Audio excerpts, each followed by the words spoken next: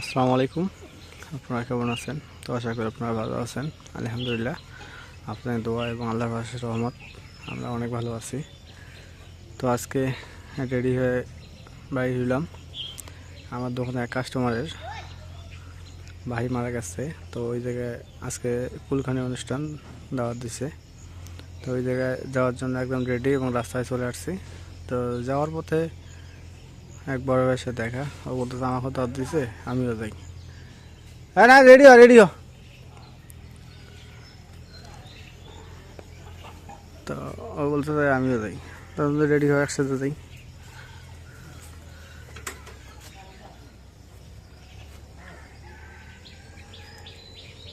তো এই যে সাইকেল নিয়ে দাঁড়িয়ে গেছি।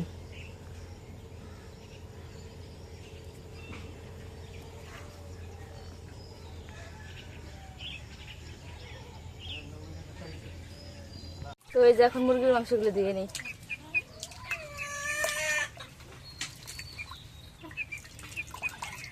হাড্ডি না, হাড্ডি তো ভালো। খাই বেশি করে খাই।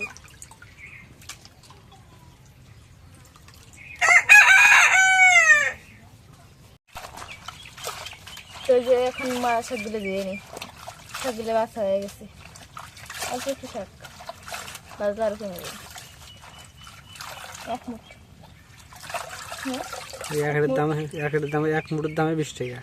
এত দাম খেয়ে বিরিয়ানির দাম 20 টাকা করে না। এখন মাছ নাই যে বেশি। আর শাকটা আনার দরকার নেই, আমি শাকটা আলু ভর্তা করবো আর খাবো। তো এই যখন করা আমি শাকগুলো দিয়ে দিই।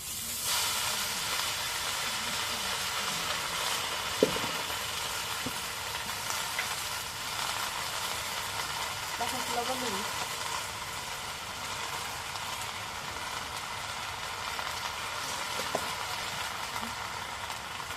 শাকগুলো এখন দেখে একটু সিদ্ধ করে নিই।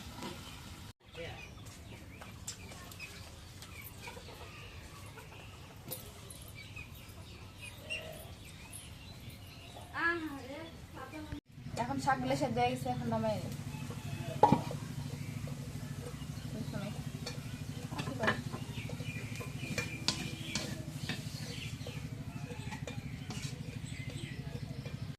এখন কড়াইয়ের তেল দিয়ে দিই।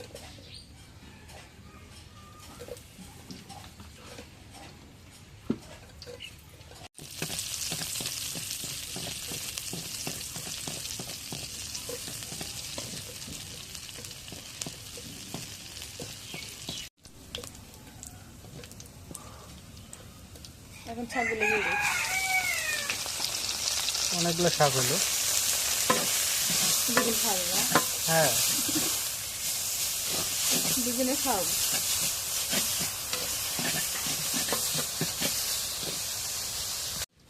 এখন শাক ভাজি লেগে গেছে, এখন নামাই দিই।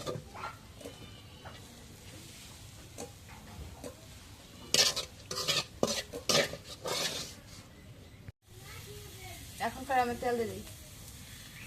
আর কি রান্না করবা? বটবটি আর আলু ভাজি দিই।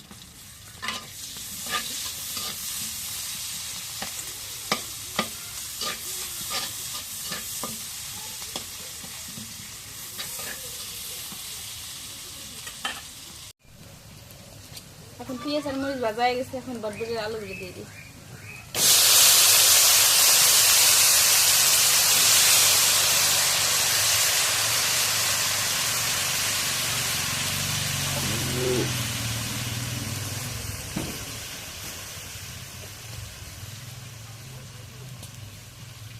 এখন একটু লবণ দিয়ে দিই।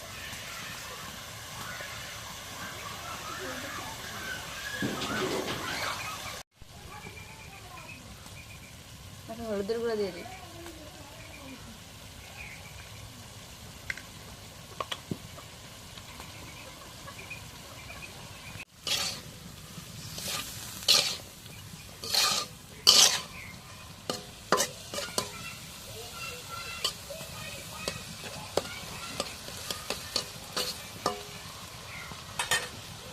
এখন বাজিরে রেখে দিই।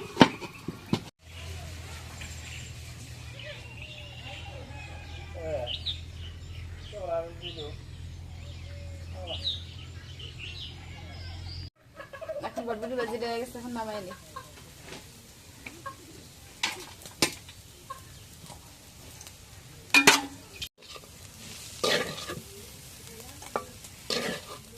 বটবটি খালি তেল খেয়ে সব সবাই যেতে, খালি তেল দেখা যেতে।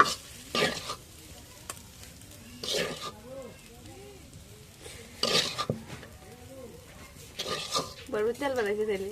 হ্যাঁ, এখন কড়াই মধ্যে পেস্ট করে দিয়ে দিই এখন রান্না হবে কি? মুরগির মাংস। মুরগির মাংস।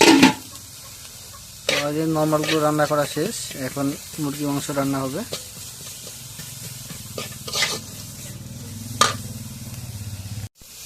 এখন তেল দিয়ে দিই।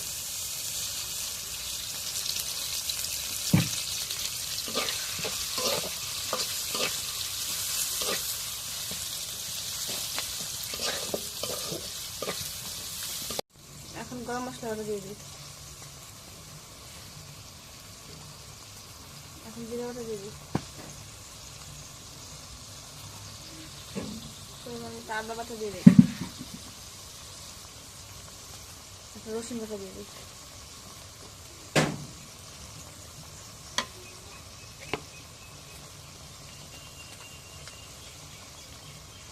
এখন লবণ দিয়ে দিই।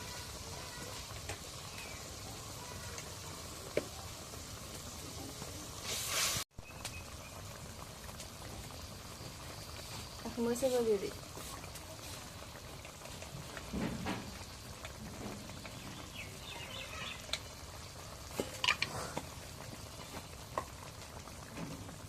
এখন হলুদের গুঁড়ো দিয়ে দিই।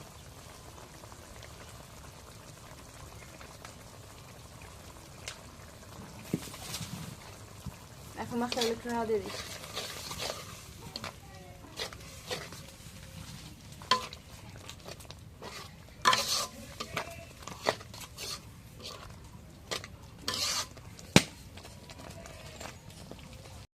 এখন মশলাগুলো কষা হয়ে গেছে, মাংস দিয়ে দিই।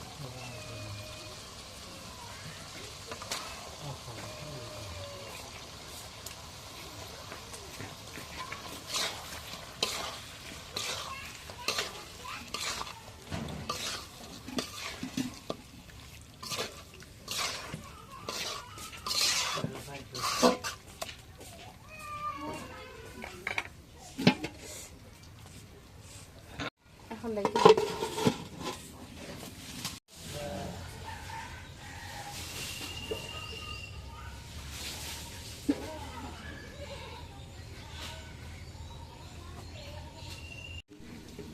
এখন মুরগির মাংসটা কষা হয়ে গেছে, একটু জলে পানি দিয়ে দিই।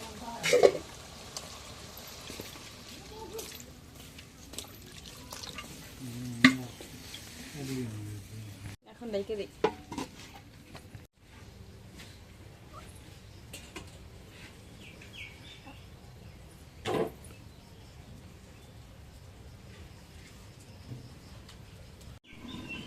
এখন মাংসটা রয়ে গেছে, এখন নামাই নিই।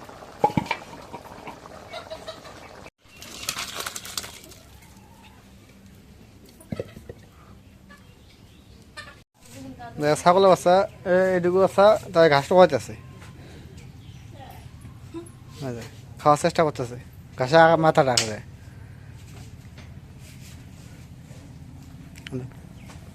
ঘাসের মাথা টোকায়।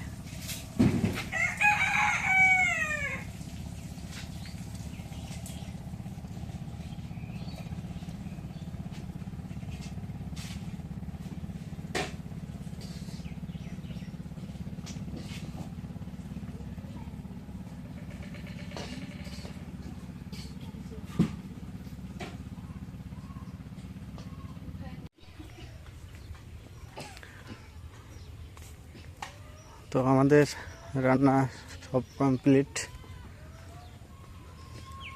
দোকান খুলতে যাবো একটু পর। তো এই জায়গায় দেখেন আমার বাড়ির পাশে একজন ভুট্টার খড়ি কত সুন্দরভাবে ঢেকে রাখছে, বৃষ্টির পানি পাইলেও সমস্যা নাই।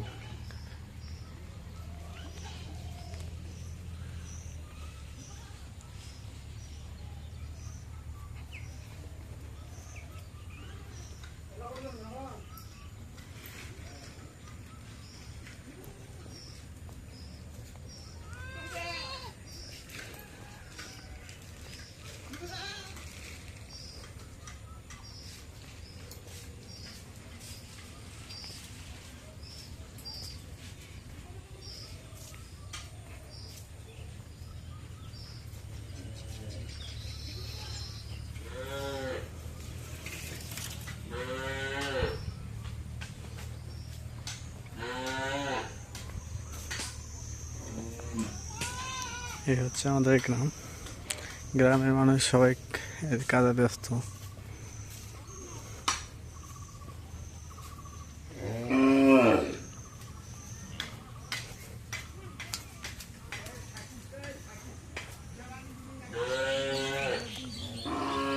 তো আজকে একজন আমাকে বলতেছে, তোমার এলাকায় গরিব দুই একটা ঘর দাও, তাদের টিউবওয়েল কল বসায় দিব।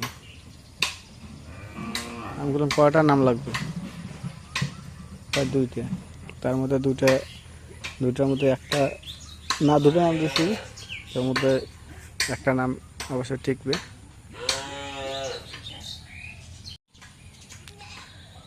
এক সময়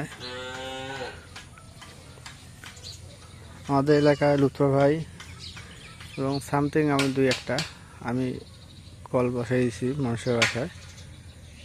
আর এখন আমাকে মানুষ জিজ্ঞাসা করে কল লাগবে কিনা।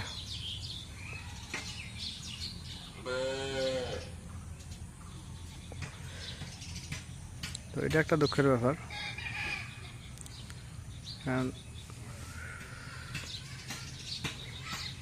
আমি মনে করি এটা এক দুঃখেরও মানে কথা, আবার আমি মনে করি এটা একটা ভালো একটা দিক। কী কারণে?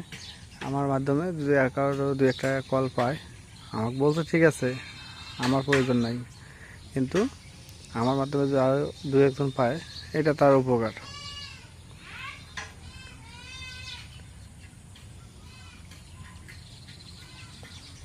তো নাম দুটো দিয়েছি, তবে দেখা যাক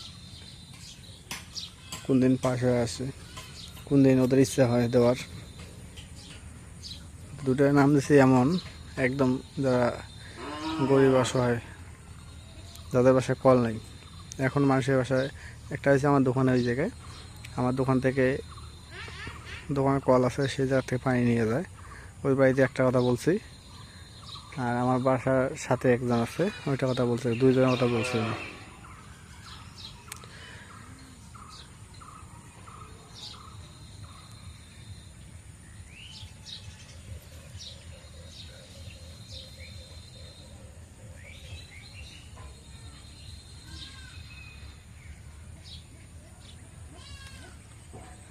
কত সুন্দর একটা স্বপ্নের বাসা।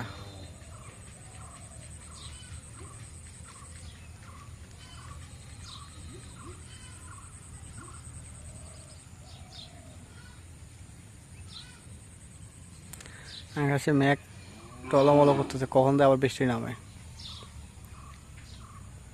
তো ঠিক আছে, আজকের ব্লগটা এই শেষ করব। তো যদি ব্লগটা একটুকু ভালো লেগে থাকে, তো অবশ্যই একটু লাইক, কমেন্ট, শেয়ার এবং সাবস্ক্রাইব করে দেবেন। কারণ অনেকে আপনারা এখন আমার ব্লগ দেখেন না, জানি না কী কারণে দেখেন না, হয়তো কারো ভালো লাগে না, এবং হয়তো কারো মনে দুঃখ দিয়েছি, এই জন্য দেখে না। কী কারণে দেখেন না সেটা আপনারা ভালো জানেন। আমি তো এক করে বলছি, সমস্যা ত্রুটি হলে আমাকে একটু অবশ্যই বলবেন কমেন্টে।